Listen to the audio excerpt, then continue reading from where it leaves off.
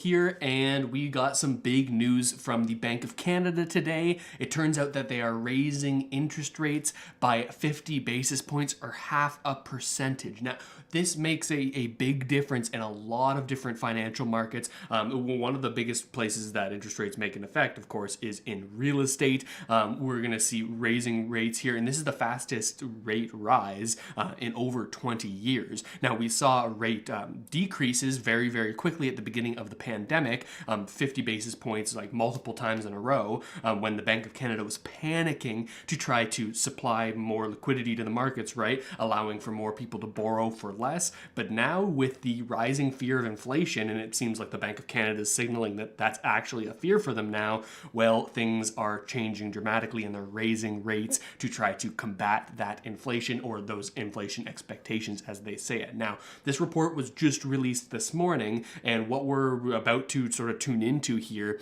is the press conference that the Bank of Canada's governor and deputy governor are having to explain their decision making and why they did this. And the juiciest bit comes right after that, when we actually start to see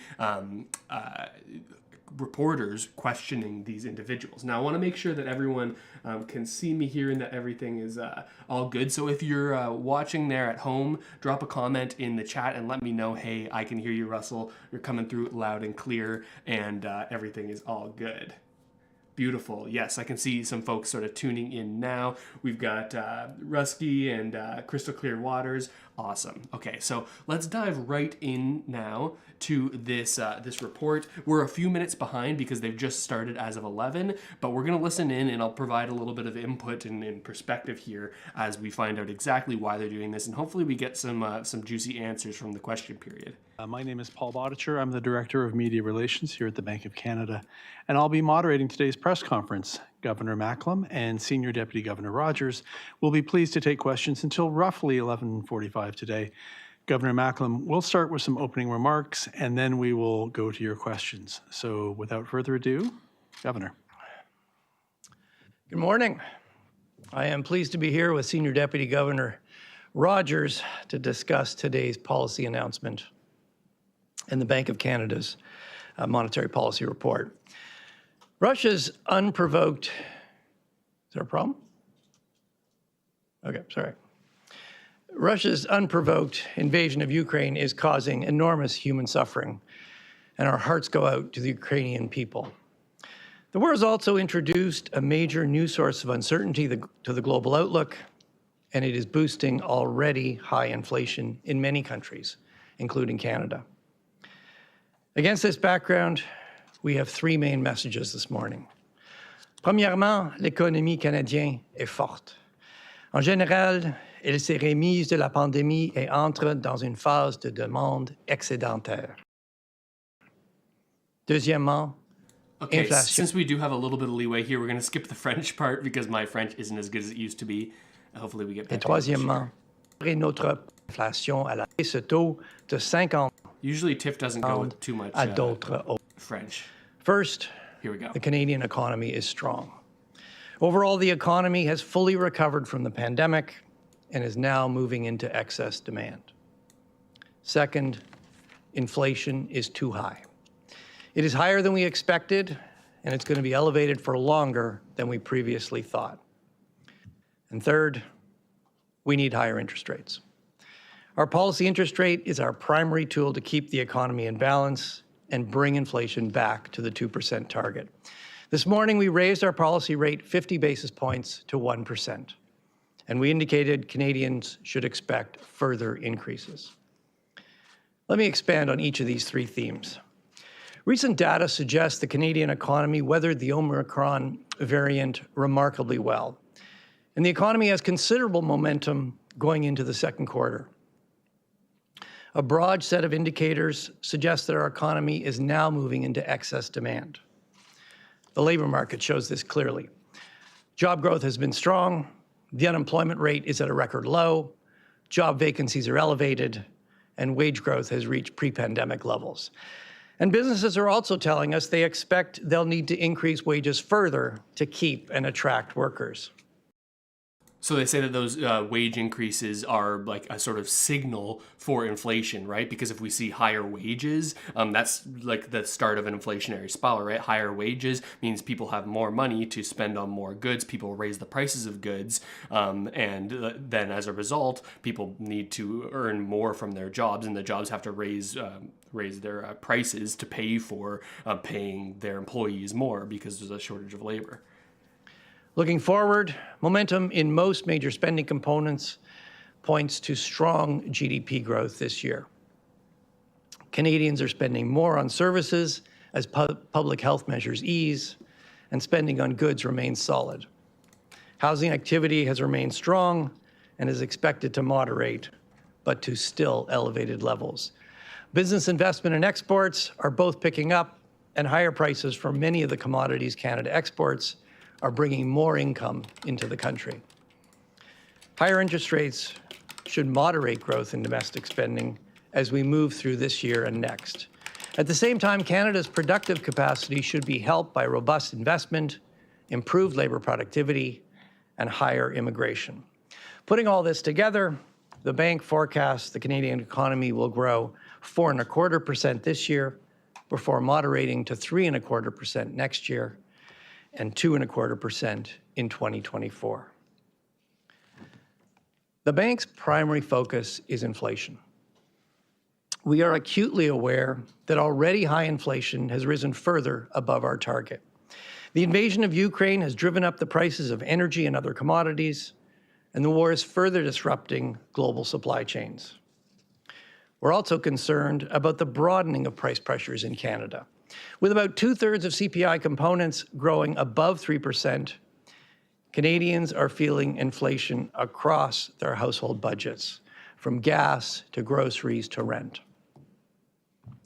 CPI inflation hit a 3-decade high of 5.7% in February, above what we projected in the January Monetary Policy Report. We now expect inflation to average almost 6% in the first half of 2022 and remain well above our 1% to 3% control range throughout this year. We then expect it to ease to about 2.5% in the second half of 2023 before returning to the 2% target in 2024.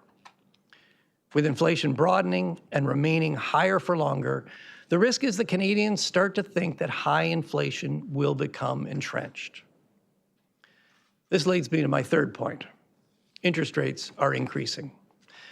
Raising the policy rate is our main tool to moderate demand, prevent a persistent buildup in domestic price pressures, and keep inflation expectations moored on the 2% target.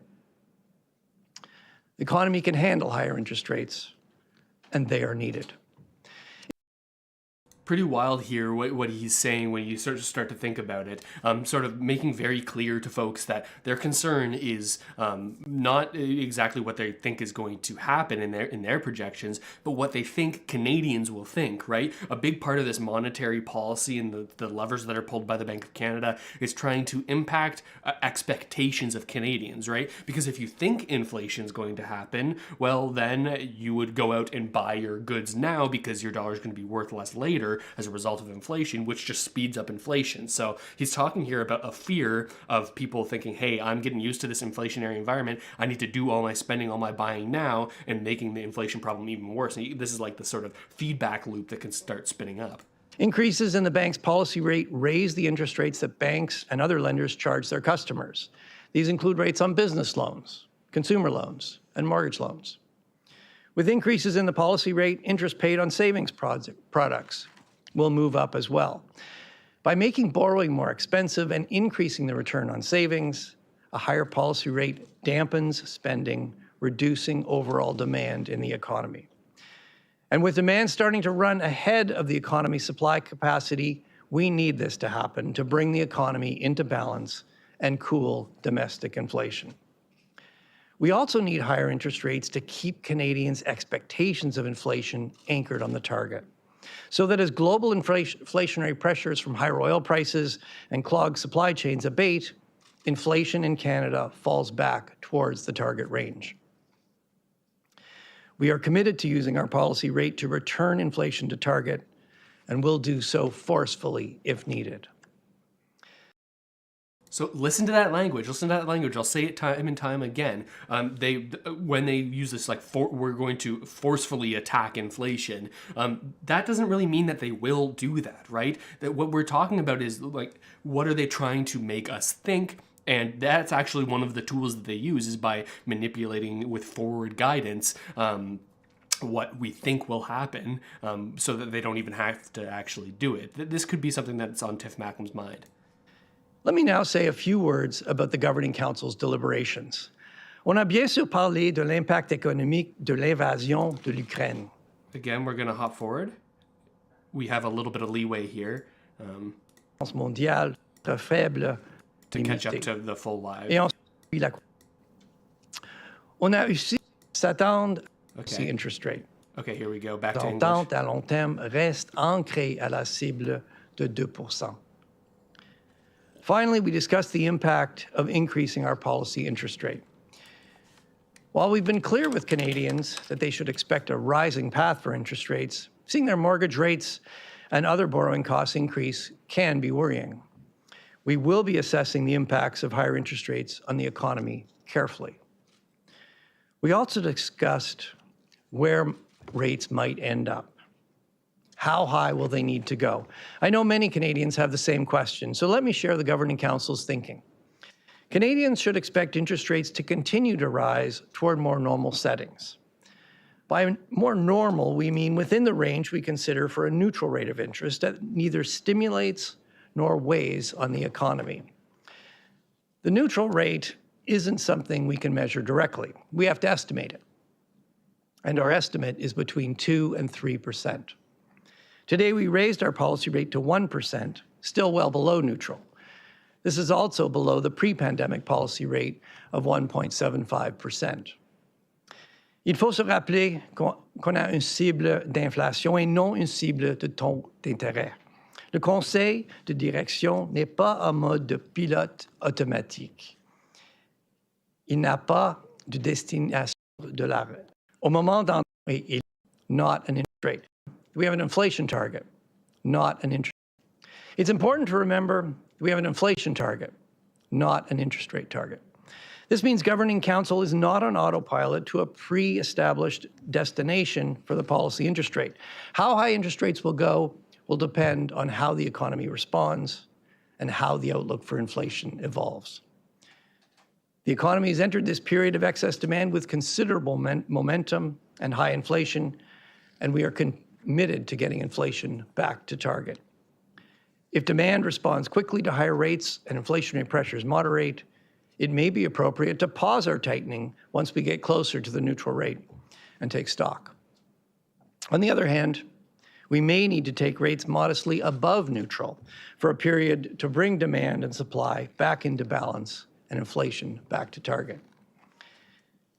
We will, of course, be updating our views on the outlook for the economy and inflation as new data come in, and we will continue to share our assessments so Canadians can make informed decisions. Let me conclude with a brief word on quantitative tightening. We expanded our balance sheet during the pandemic, first to help restore financial market functioning and provide liquidity to the financial system, and then to add further stimulus to support recovery. Last November, we stopped increasing our holdings of Government of Canada bonds and have been in the reinvestment phase since then. Today, we announce we're entering the next phase, quantitative tightening, or QT. Effective April 25th, we will stop purchasing Government of Canada bonds to replace our holdings as they mature, so our balance sheet will shrink. This will put up... Let me, for those who aren't as familiar with this quantitative easing versus quantitative tightening, what he's saying here is that they're no longer going to be purchasing Government of Canada bonds, and in fact will let the ones that are on their balance sheet fall off of it as those loans mature, right, as those bonds mature. So what this means is that there's going to be far less buying pressure in the bond market because the Bank of Canada is not going to be gobbling them up. Now, this has big impacts, especially when it comes to mortgage mortgage rates. Many of these Bank of Canada bonds or Government of Canada bonds are 5% or 5-year bonds, and this correlates very, very heavily to the 5-year mortgage market, right? So when we have less demand to buy bonds, we largely see bond rates go up, which impacts the 5-year mortgage rate, which will go up significantly. So not only do we have quantitative tightening, like this lack of purchasing of bonds, and as a result, interest rates going up, especially on the 5-year, we also have here like the overnight rate, the interest rate increase that they're announcing today. So both of these things can lead to much higher interest rates, and they're saying this could last long term, but we'll get into that soon. Upward pressure on borrowing costs further out the yield curve, complementing the increases in our policy rate. And with that, let me stop here, and Senior Deputy Governor Rogers and I would be very pleased to take your questions. Thank you. Merci, Monsieur le Gouverneur. Passons maintenant au période de questions. We will start with the reporters who we have here in the room before we go to those on the phone. For those on the phone, I'll just remind you to mute your line when you're finished answering the question. This is where the juicy stuff starts to come in. Like you get the reporters asking the questions that the Bank of Canada doesn't really want to answer, so you get to sort of see them squirm around it and see how they're going to answer these concerning questions, right? As I said, we'll start here in the room. Let's do one question per reporter in this first round, please, and we'll see how we're doing on time. If I forget to do so, please state your name and affiliation. Et avant de poser une question, veuillez vous identifier et libre-vous, bien sûr, à poser la question dans la langue officielle de votre choix. So let us begin then with Steve Shearer from Thomson Reuters. Good morning. I wanted to follow up and ask you, when you say that the interest rate, to return inflation to target, you will do so forcefully if needed, raise interest rates forcefully if needed. This was interpreted by the markets to mean 50 basis points in this move. Do you think that interpretation was fair? It seems that you have done exactly what the markets were expecting today. Look, I'm going to let our words speak for themselves. Yes, we are prepared to move as forcefully as needed to get inflation back to target. We took an important step this morning. It's clear we have more work to do. Next, let's go to Heather Schofield of the Toronto Star, please. Governor, I asked you a few months ago about Pierre Poilievre going out and talking about the Bank of Canada and the government working in tandem to drive up inflation, and you responded at the time that you weren't very concerned about it because inflation expectations were well anchored. They're not anchored as well anymore, and that discourse continues. And I wonder if you see any harm in that. Well, as we look, the longer inflation remains well above our target, the greater is the risk that Canadians begin to think that this higher inflation is going to persist, and that becomes embedded in their inflation expectations. And the need to make sure that inflation expectations remain moored on our 2% target was reflected in our decision today. Much of the high inflation we're experiencing today is coming from international factors, and the war in Ukraine has pushed commodity prices higher. It's further already disrupted global supply chains, and that's the principal reason why our inflation forecast is revised up. As global supply chains begin, those pressures on global supply chains begin to ease, as oil prices stabilize and potentially start to decline, inflation in Canada will come down, provided inflation expectations remain well anchored on our target. And that wasn't the only reason, but that was certainly a factor in our decision today. The other part is that with an economy with considerable momentum, an economy that's moving into excess demand, our domestic inflationary pressures are also increasing. And the other key reason to raise rates today and to signal the need for further increases is that we need to bring demand and supply back into balance and bring inflation back to target. Thank you. We'll go to Rahul Vedanath of Epoch Times, please. Thank you for taking my question. I guess it's a bit similar to the question that was asked. I mean, at the start of the pandemic, the government and Bank of Canada coordinated extraordinary monetary and fiscal policy to get inflation back up to 2%. And it was always, I guess it was said at the time that inflation would climb dramatically. So, and there have been other events that have exacerbated the situation. But in terms of, breaking down the inflation, like how much of it is, due to the extra fiscal policy, extra monetary policy, and would budget 2022 have caused you to raise the inflation outlook at all? You've packed a lot into that question, so let me try to. Because I don't get a follow-up quite yet. So let me. There's really two parts to it. First of all, I don't think I need to remind you that the last 2 years have been incredibly challenging. 2 years ago, we had roughly 3 million Canadians unemployed, and more than another 3 million working less than half their normal hours. Thanks to exceptional monetary and fiscal stimulus, thanks to effective vaccines, and thanks to the resilience of Canadians, we've seen a very impressive recovery in this economy. The labor market has now more than recovered from the pandemic. We are facing new challenges.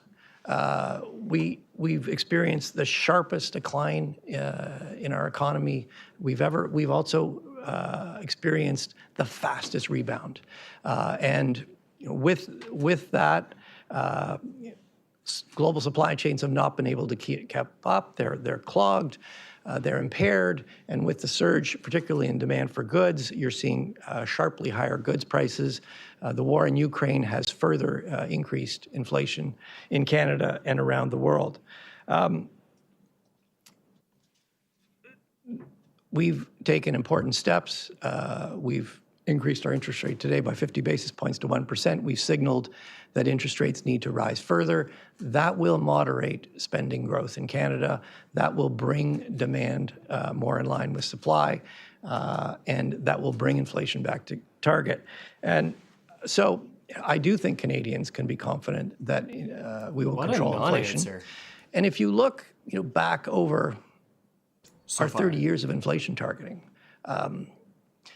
there have been fluctuations in inflation before, and we've always brought inflation back to target. The fluctuations we're seeing now, yes, they are bigger than we've seen in 30 years.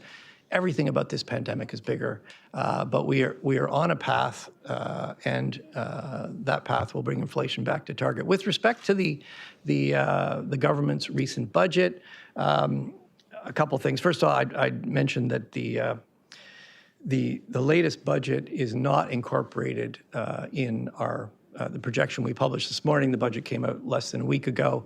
But what I can say is that the net new measures in the budget are about $30 billion over the next 5 years. That is certainly a positive impulse. But it's not on a scale that would materially affect our projections. We remain confident in our inflation and GDP projections. I think the budget could have a bit more effect on some of the components, but at aggregate level, we remain confident in our forecast. As you know, what we do is we take, whether it's provincial or federal government fiscal plans as given, and we put those into our projections. Our job is to control inflation, and that's what we're focused on. And the policy decisions we took this morning reflect that. Okay, so a little bit okay, I'm impressed that he did answer the questions about the government. Doesn't really talk about how the Bank of Canada worked with the federal government to have incredibly sort of huge monetary and fiscal support at the beginning of the pandemic, lowering rates, quantitative easing, printing all of this money, and sort of coordinating with the government. But inside of that question that the reporter asked was like, how much of this inflation was due to extra fiscal and monetary policy? But didn't get an answer on that. It seems like the Bank of Canada continuously will say, okay, supply chains are our issue. It wasn't anything we did, but it's frustrating to hear another non-answer on that, saying that like, hey, the things that we did aren't having any impact on the high inflation rates we're seeing here. That's a little bit interesting. Our next question comes from Greg Quinn of Market News. Greg.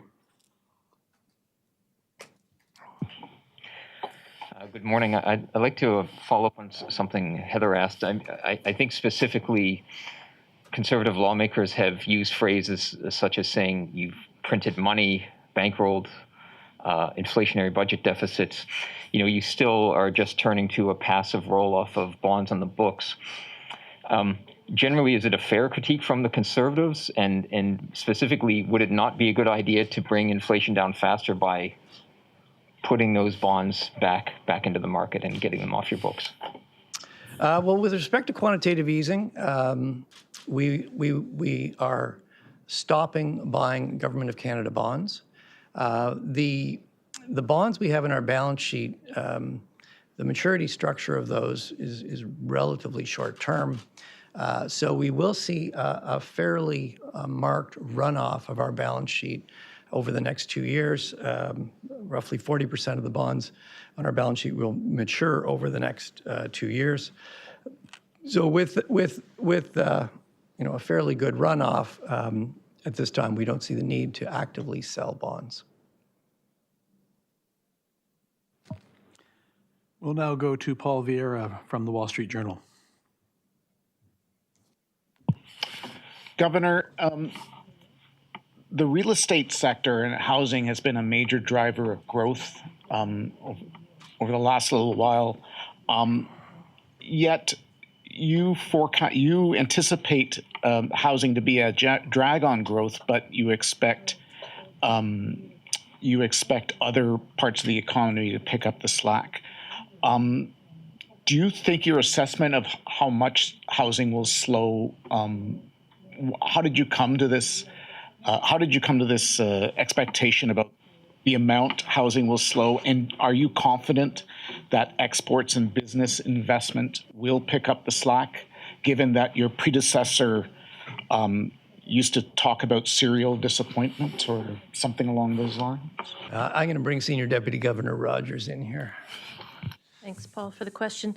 So our expectation on housing activity is that it will moderate over time, particularly as interest rates come up.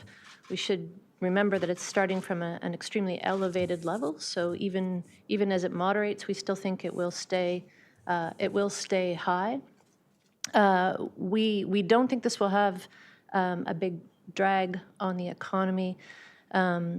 Certainly, we have talked for quite a while about the risk that elevated house prices bring along elevated debt levels. Elevated debt levels can bring a vulnerability to the economy, particularly in a rising rate environment. So that's something we'll watch carefully. We think there's a number of things that'll sort of offset that. One is that over the course of the pandemic, household balance sheets have improved. People have paid down debt. They've increased their savings. That will give them a buffer against rising rates, rising mortgage rates, rising interest rates more generally. We should also remember that rates are coming from a very low point. So, and there's been macroprudential policies in the market for a while now that borrowers for mortgages are stress tested against a higher interest rate. So there's some distance to go between where mortgage rates are now and that higher rate. So that again will buffer households against increases in mortgage rates.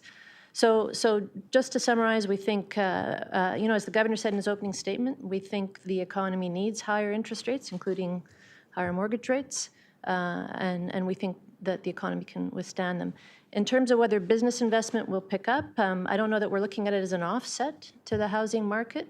But what we are hearing from businesses is that there is a stronger intention to invest as the economy recovers, the pandemic health restrictions come off.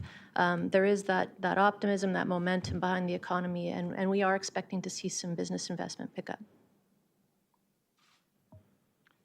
Our next question is from Kevin Carmichael of the Financial Post.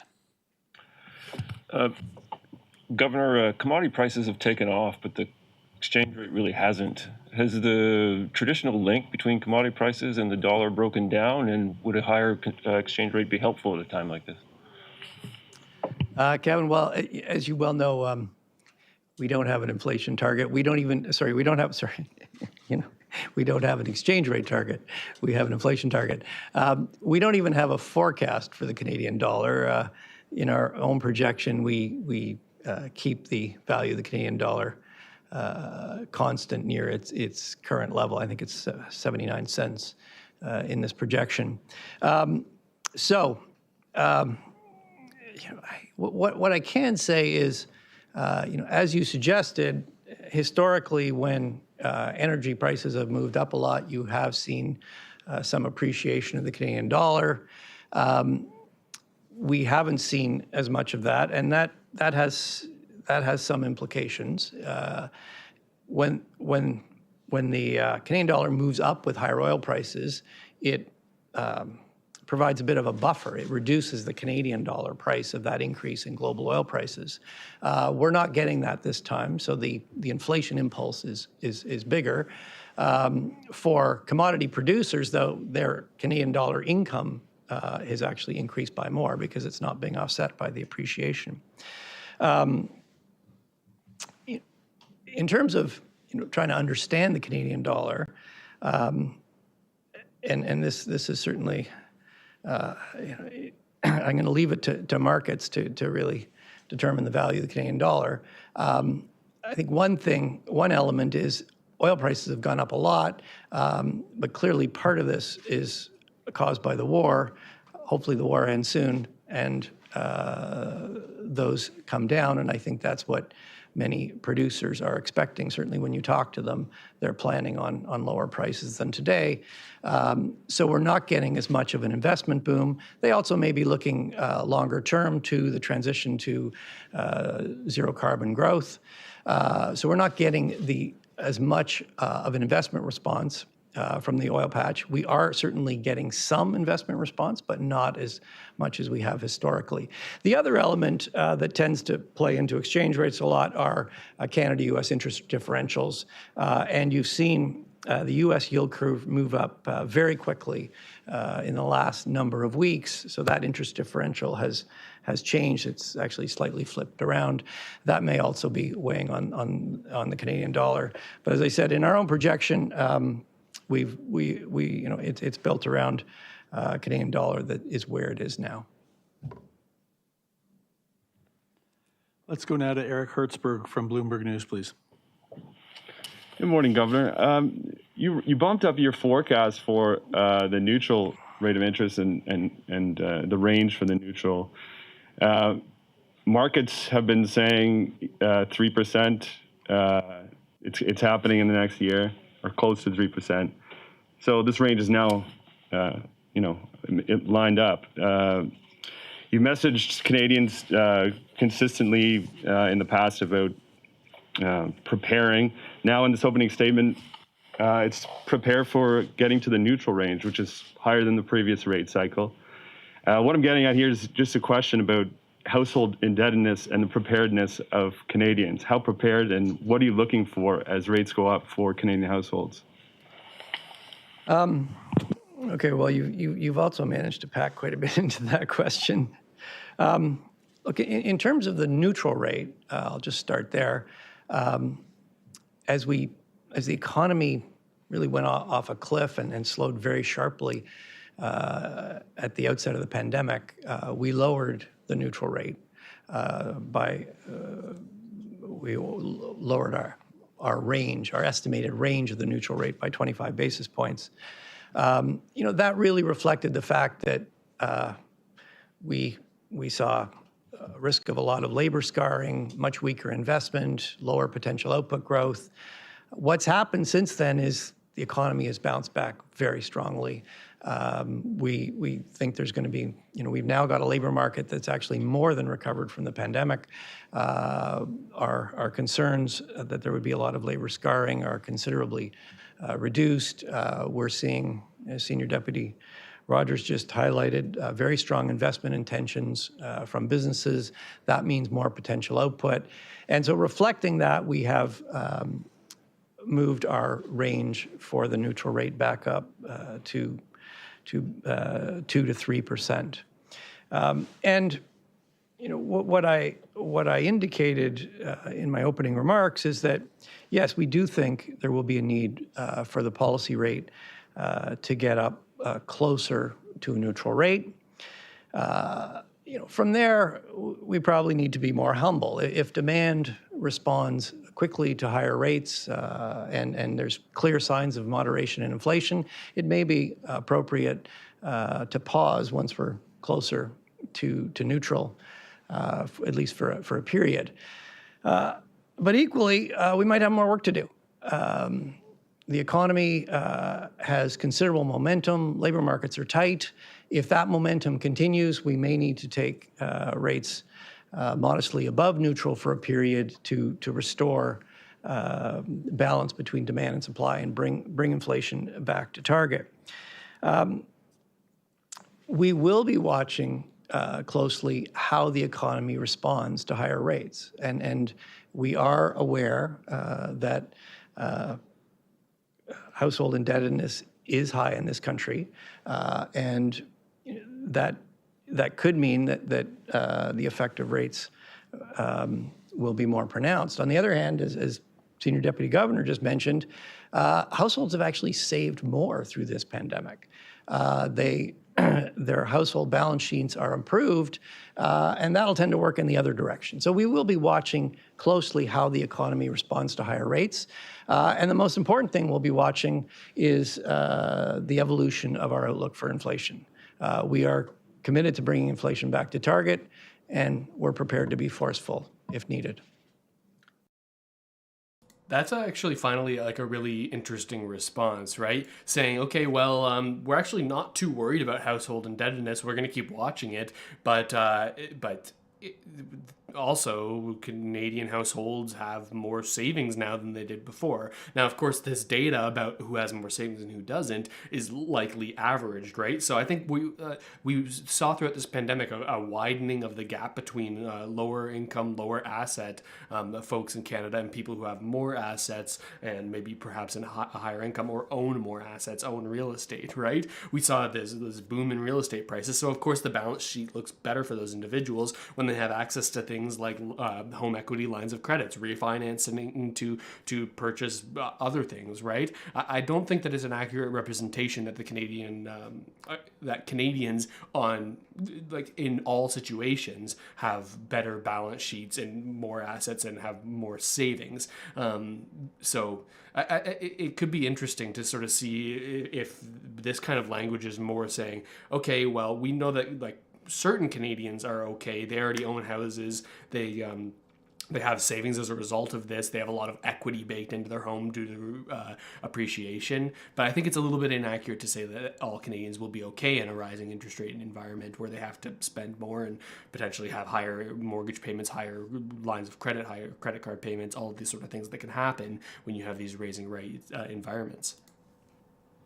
Okay, we do have a couple folks here still in the room. However, there are some journalists who've been waiting very patiently on the line, and I just want to cover them off quickly now. So let's go to the phones, and Tony Mace from Mace News, please.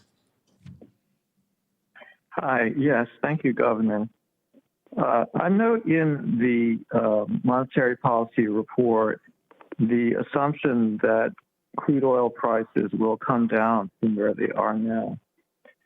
How will you react if that doesn't happen? If instead of crude coming down below $100 a barrel, you see it at $150 a barrel headed into the next quarter?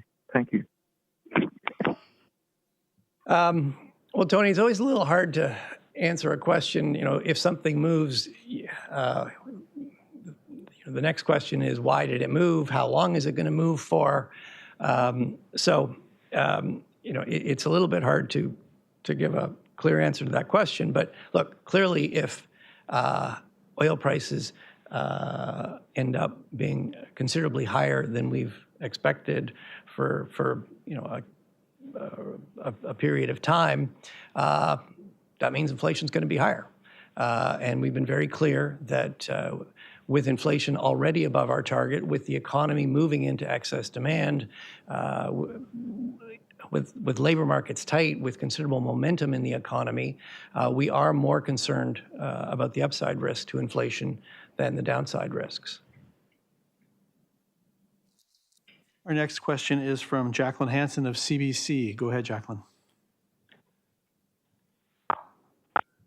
Thank you for taking our questions, Governor Macklem and Senior Deputy Governor Rogers. A bit of an overlap here with what you've already touched on, but we speak with a lot of Canadians who are really tuned into the challenges that are driving prices higher for them, like the war in Ukraine and its impact on global oil prices, driving gasoline prices, supply chain disruptions causing goods to go higher, even climate change like the floods or fires in BC impacting crops and food prices that way.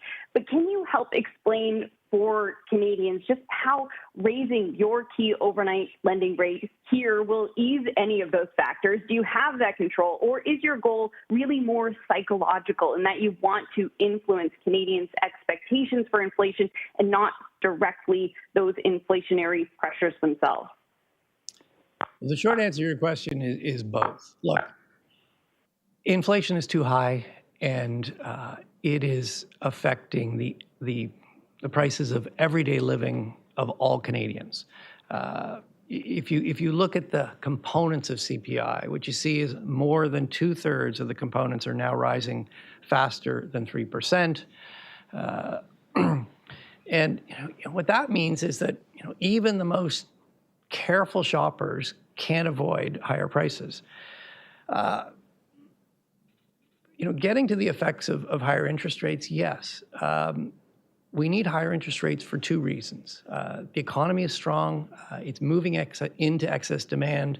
We're starting to see some real signs of domestic price pressures. It's not just international prices for oil, for example, that are going up. Look at rents. They've moved up. Those are domestic price pressures. We need to raise interest rates both to bring demand in line with supply, reduce those domestic demand pressures, and we also need higher interest rates to keep inflation expectations well anchored, so that as these international price pressures coming from higher oil prices, coming from clogged supply chains, the things you mentioned, as those abate, inflation will come down if we keep inflation expectations well anchored. So yes, both of those elements were reflected in our decision today to raise the policy rate by 50 basis points to 1% and to signal that Canadians should continue to expect further increases in interest rates. Let's stay on the phones now with Craig Lord from Global News, please. Hi there. Thanks for taking our questions. I'm just wondering on that note about raising 50 basis points up to 1%. What does the 50? Help it make sense for everyday Canadians who are already expecting interest rates to probably be on a rising path. What does a 50-point hike do for inflation, for expectations like that a 25-point, the regular step that most would expect, doesn't do? What kind of message does that send? Well, I think the key point here is with inflation well above target, with the economy moving in excess demand, there is a need to normalize monetary policy reasonably quickly. And that is reflected in the decision today to raise the policy rate by 50 basis points.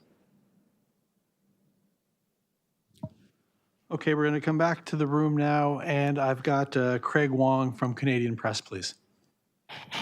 Hi, Governor. How do you balance the risk of moving too quickly on interest rates and causing a shock to household debt or versus moving too slowly and not doing enough to address interest rates? Those sort of two competing measures. How do you balance those? Well, certainly that's it's exactly what we're trying to do. As I just said, we've got an economy with inflation well above the target. That higher inflation, those higher prices, they're impacting all Canadians. We need to get inflation down. The economy is strong. It can handle higher interest rates. It needs higher interest rates to bring demand in balance with supply. And as I outlined in my opening statement, we do see the need for interest rates to rise further, but we're not on autopilot. We're not How headed many different to ways some can you say we want to raise interest rates, we should raise the interest rates without saying anything else? an inflation target, we don't have an interest rate target, and we will be assessing how the economy is responding. We will be looking at the impact of higher interest rates on Canadians. We are very aware that Canadians' households, on average, are relatively highly indebted. The other thing we'll be looking at very closely is the evolution of inflation. In fact, if you look at, I think it's chart 17 in the monetary policy report, you can see very clearly both the quarterly and annual average forecasts we have for inflation. And this is getting a little technical, but year-over-year inflation, which is our target, how we typically measure inflation, of course, the year-over-year builds in a considerable amount of smoothing. There's a good reason for that.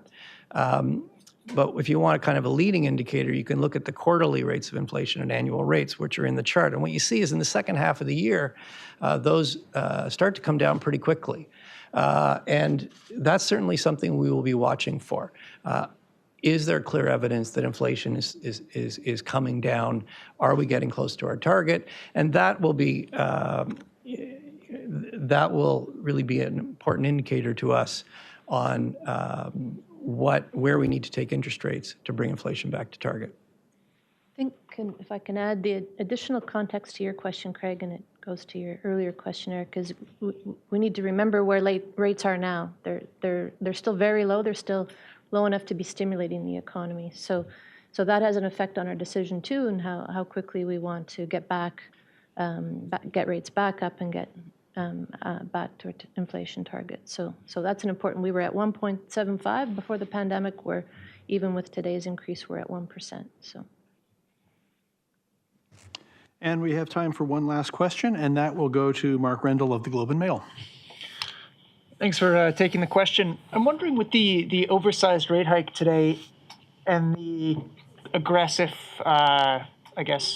path potentially going forward, is there a recognition in there that the Bank of Canada waited too long to start raising rates? And how much is this oversized hike today a response to concerns that credibility is being undermined by the high level of inflation?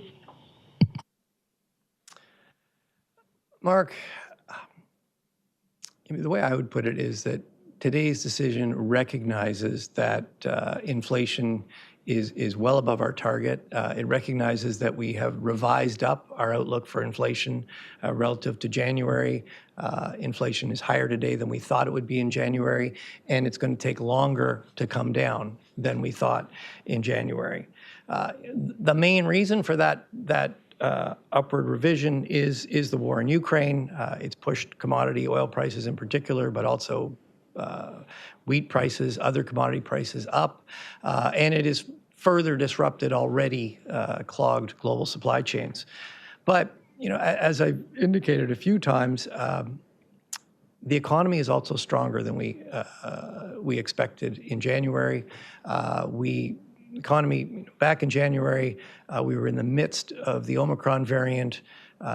We've come through the Omicron variant. The Canadian economy came through the Omicron variant remarkably quickly.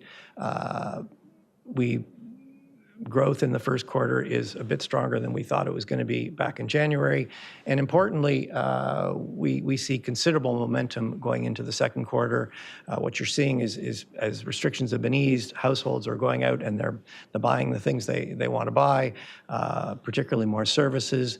They're continuing to buy goods at a pretty solid pace. All that means, we've got an economy moving into excess demand with considerable momentum. And, those were the factors that were reflected in today's decision to move the policy rate up 50 basis points.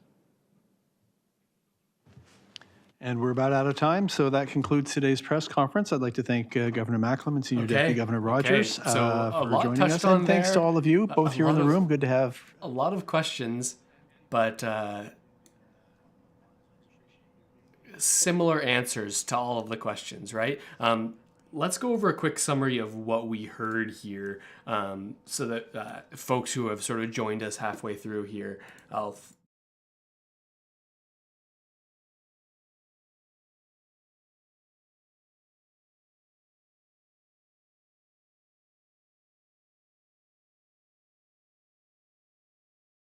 Oh, you can't hear me on this scene.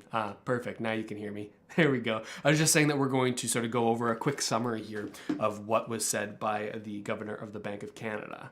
I'm just going to flick off the chat here while we record this, but you can all hear me now, so we should be good. We should be good. So let's just start off with framing this a little bit, right? So the Bank of Canada just raised interest rates by 50 basis points, or half a percentage, the largest single rate hike in the past 20 years in Canada. And this has some big impacts on a lot of parts of the Canadian economy. One, of course, is housing and real estate, right? When we see rising interest rates, we can often see lowered demand as a result of that because people can afford less on their mortgages. But we had the press conference here that we've just watched live on stream that we're recapping now, that gives us a lot of information on what the Bank of Canada is currently thinking, why they're raising rates, and why they think it's an appropriate time to do so.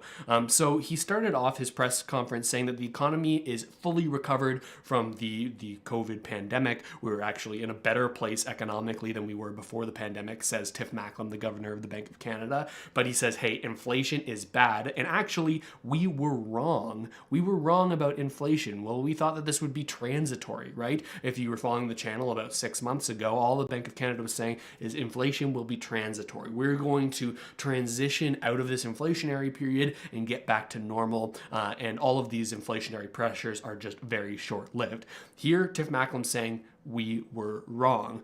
Our inflation expectations are actually going to be higher for longer. And he also brings up points about how, even with high inflation rates largely due to global macro conditions, right, seeing the war in Ukraine and the Russia conflict there, he says there are some sort of positives in the short term, that we're making more as a country with elevated prices of oil with so much of the oil industry in Canada actually benefiting from these higher prices. But he emphasizes that their primary focus is inflation and that they're aware of just how bad it's gotten. And although there are these sort of foreign influences that are causing high inflation, they actually admit here for one of the first times that there are inflationary pressures that are happening at home. Now, the Liberal government has largely been saying, well, inflationary pressures are a global phenomenon. We're not just seeing them here, which is true, but interesting here that we have sort of an admission that there are Canada-based inflationary pressures that are pushing inflation up as well.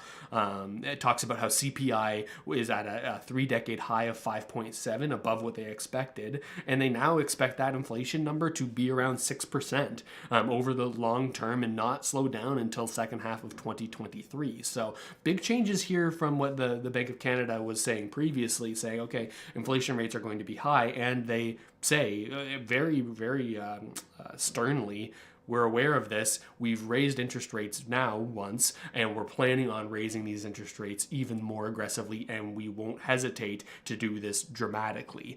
So there's a little bit of a reading between the lines that you have to do here. The Bank of Canada, of course, is always worried about inflationary, inflation expectations. Now, what they say when what they mean when they say inflationary expectations is that, hey, yes, it matters what we do, but it also matters what we make Canadians think, right? Because so much of inflation is a result of consumer behavior, right? More people wanting to spend more money. Now, the Bank of Canada is super scared and super worried of Canadians starting to, en masse, believe that inflation will remain high, that the Bank of Canada doesn't have it under control, and that it won't come back to 2 to 3%, right? Actually, it's 1 to 3% range. That's the band of comfortable interest rates that they want to hit. So the reason that this is such a big impact is if Canadians start to believe that inflation will be around long term, well, what does that mean? Well, individual Canadians say, hey, the dollars in my pocket today aren't going to be worth as much as the dollars in my pocket, or like these dollars today are going to be worth less tomorrow, right? That's inflation. So that could lead to more people going out, spending more money, and as a result, inflation sort of getting away from them. So by raising these interest rates, they're trying to put a damper on the economy, put a damper on spending, right? Because with higher interest rates, we have less borrowing, less spending in general, but what they're really trying to do is tamp down on inflationary expectations. So that's a big deal. Now, we got into some specifics. Right now, the overnight rate, which is what they raised today, is at 1%. They're saying you can expect raises over time leading to a 2 to 3% overnight rate. That's another 2 full percentage points from here. So they're forecasting increased hikes over time, and they say we could actually end up going over that for a period of time. Now, the interesting thing, and this is not what he said, this is what I've sort of been thinking about, is that, well, like how far can the Bank of Canada go before they break something in the economy? We have incredibly high levels of household indebtedness, and when we have these higher interest rates, perhaps folks with variable rate mortgages or individuals who need to sort of redo or get their period on their mortgages sort of rolling over, well, they've got to pay these new higher rates. Does that have an impact in the economy? When we raise interest rates, do businesses borrow less? Do we start to see more unemployment? Right? These are the things that they're going to be looking at. But as soon as the Bank of Canada sees these sort of economic issues come up, well, what's the one tool that they have in their tool belt to sort of help against these negative economic implications? Well, it's to lower rates and to quantitative ease, print more money.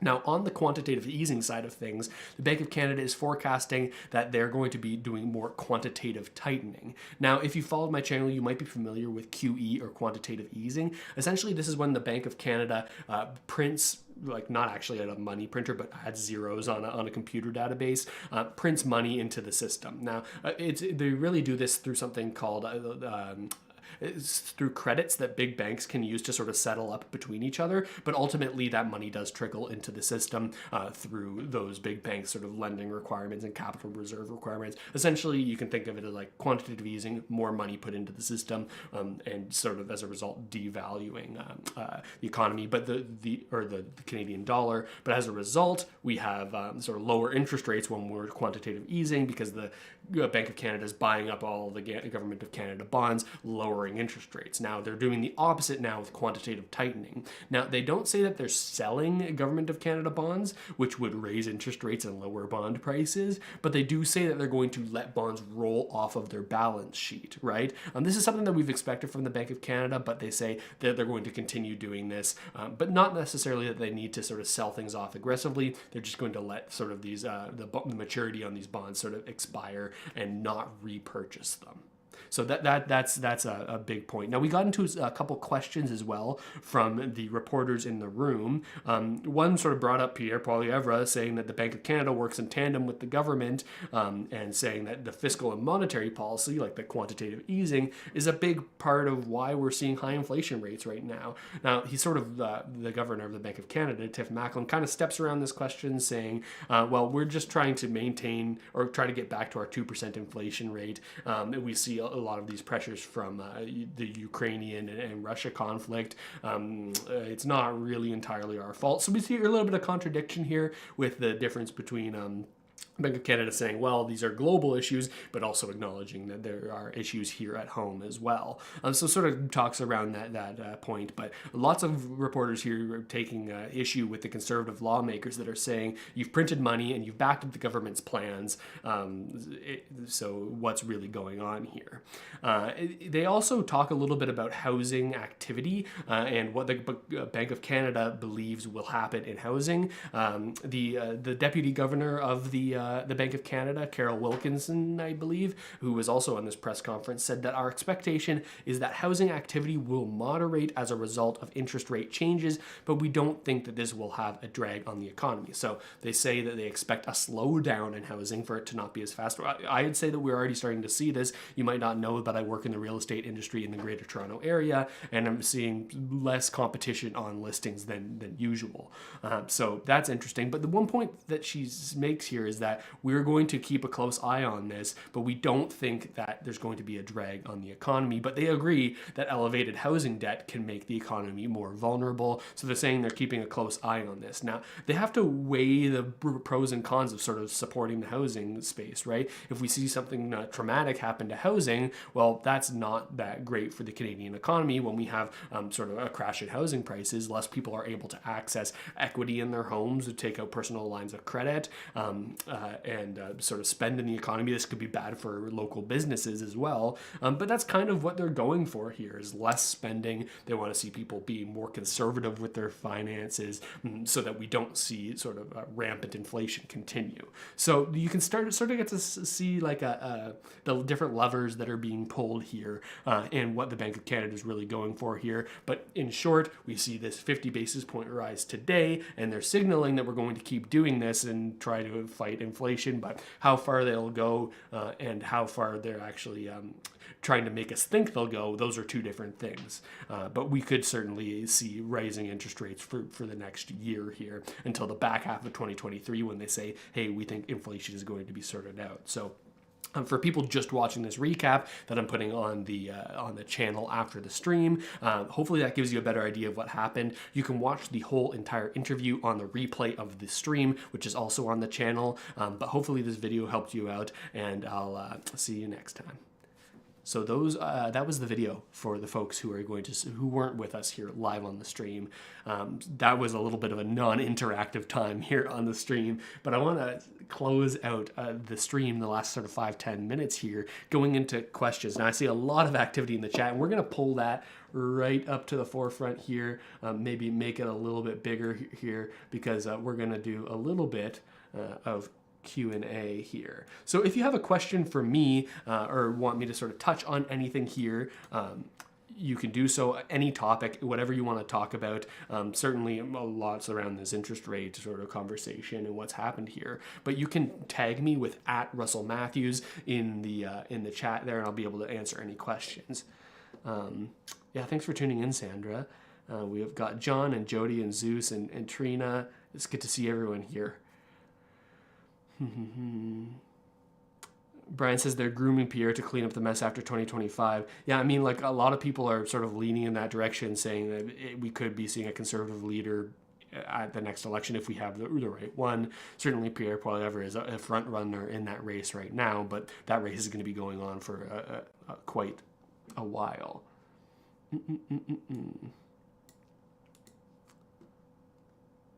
How will it affect crypto? Yeah, that's a good question here. Now, Zhuangka, I hope I'm sort of pronouncing your name correctly there. But let's take a look at crypto prices just for a second here.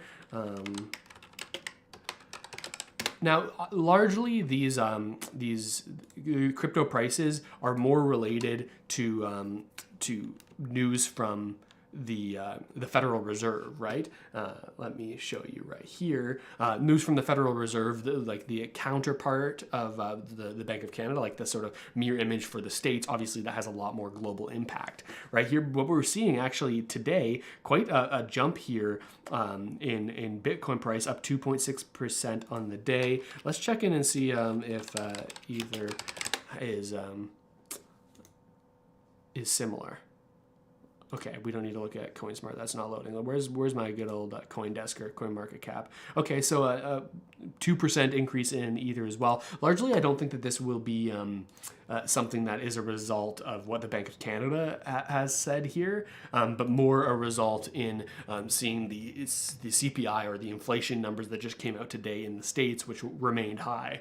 A lot of people sort of buy into crypto as an inflation hedge, right? Now, certain digital assets are inflationary themselves, but at least they have a hard monetary cap like Bitcoin, or sort of a clear monetary policy that can't be tinkered with, like the Bank of Canada can tinker with Canadian prices. By the way, if you haven't purchased your first cryptocurrency, you can do so with the link in the description, where you can get $25 for free when you sign up for Noon for the first time. That's an offer for people who watch this channel. Hakan says, Russell, thoughts on Tesla coin? I'm not too familiar, but there's a lot of sort of crypto assets out there that, of course, you have to do your own research on, but I kind of like to stick to the blue chips like the Bitcoin and Ethereum. Those are ones that I understand the monetary policy and I can sort of see the use cases. Bitcoin as a hard money, and Ethereum as a smart contract platform that can sort of help us to build out the Web3 sort of new internet. Those are my two largest crypto holdings, but yeah, do your own research on any other assets. I see a question here. Thanks for tagging me there, Mr. Musashi. I'm a buyer that might be affected by the hike. If I buy now, I might be buying something that doesn't fit. If I wait, I might be knocked down a tier in the type of house I can get. Yeah, that's a tricky situation that I think that a lot of people will find themselves in. Now, likely, if you have like a pre-approval letter from oftentimes those can be locked in for anywhere from like 1 to 3 months. So that gives us like a 90-day window where largely the markets will sort of respond as if they were in the previous 90 days, right? Because people have these locked in mortgage rates, but if we see these higher rates, yeah, certainly people won't be able to afford as much. It sounds like you're in a similar situation.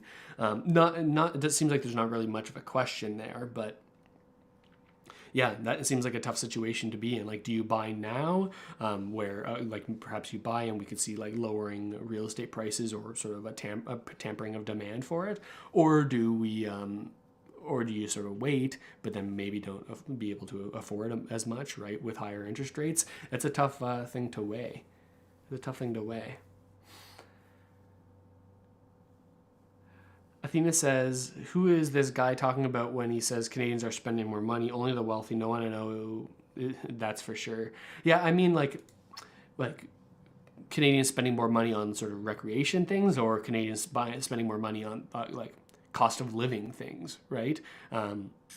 Because certainly everyone's spending more money to buy the same amount of goods now than they were a year ago, right? With higher prices, people have to pay more for the same goods.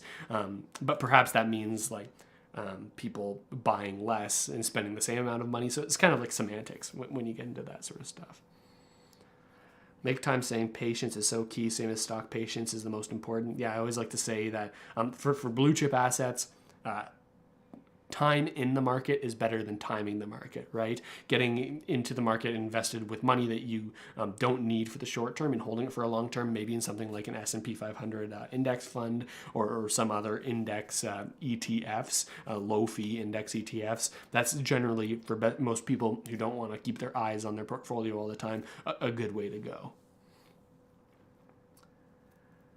Amir says, how does it affect mutual funds? Now, mutual funds are a little bit different because every single one has different holdings. But if we see a high interest rate environment, that could be negative for earnings in large companies, right?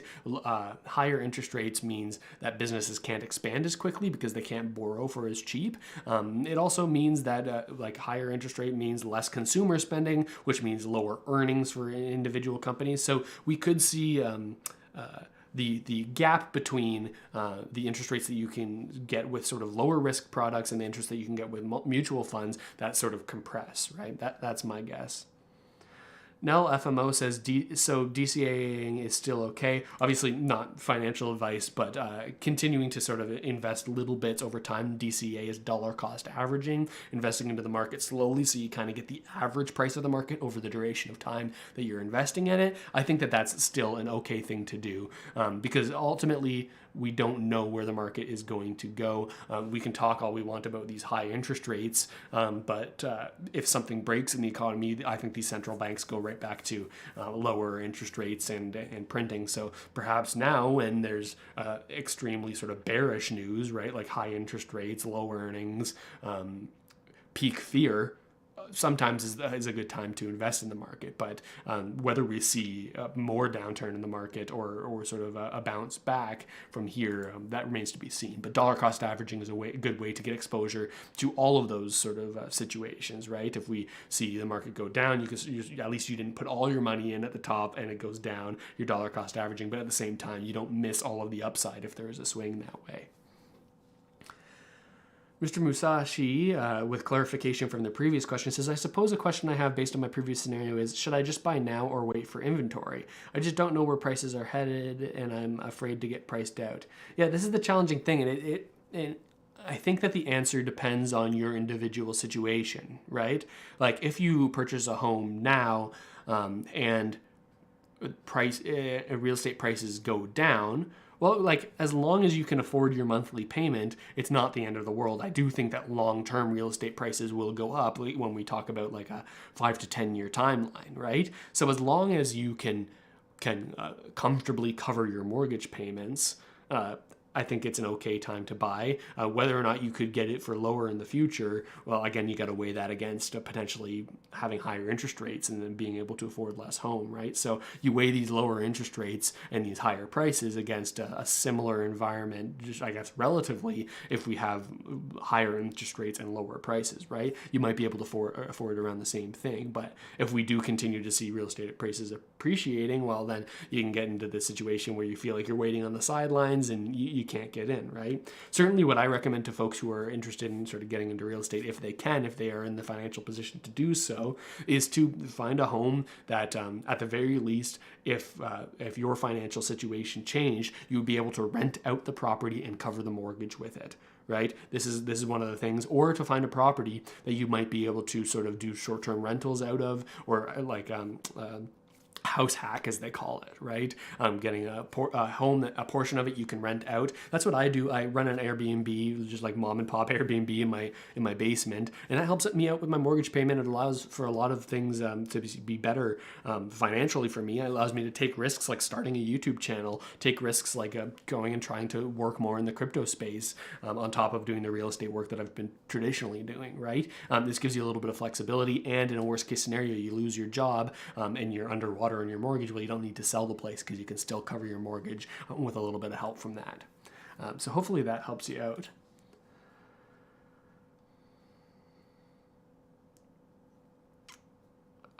McLean Classics asks, Russell, are Toronto realtors still listing low with a future offer date, hoping for competing offers, or is that too risky now? Well, I don't think that there's a lot of risk in doing that. For those who don't know, this is the traditional sort of method when you're listing a home in a hotter market, is to say, okay, the property is listed, people can go see it, can do showings out for a week, and then on this one day we're accepting offers. We want to see all your offers at the same time, trying to go for like a multiple offer situation where you can sort of say, hey, we have multiple offers, last chance to increase your offers, hoping to get sort of favorable terms for their clients, right? I don't think that there's a ton of risk in doing that right now as a seller, because at least you're going to sort of get the aggregate amount of offers like all on one day where you can sort of weigh your options.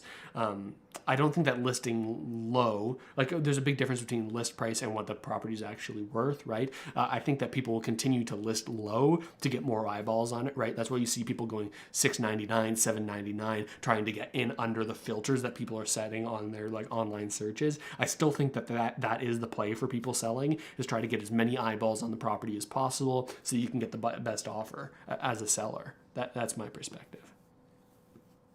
Yeah, thanks, Mr. Musashi. I'm glad it's been a little bit of a help. I'm glad.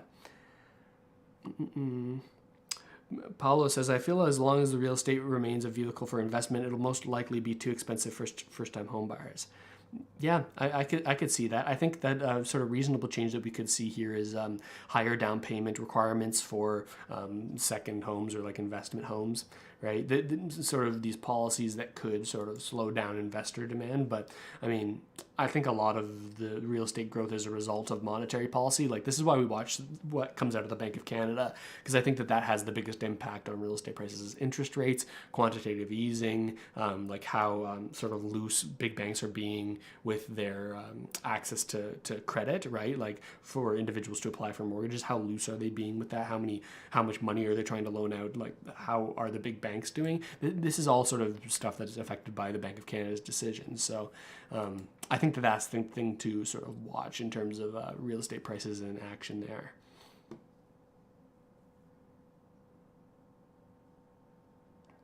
Yeah, I see a sentiment here saying Mahadhi or J. Andy Johns that recommends not being in mutual funds. Now, I kind of am of a similar opinion here.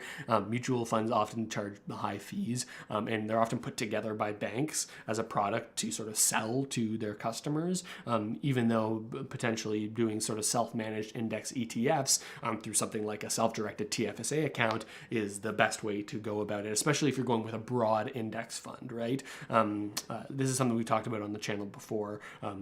I think that's the best way to go forward and have lower fees, right? Because those can really eat into your returns when you're investing in mutual funds.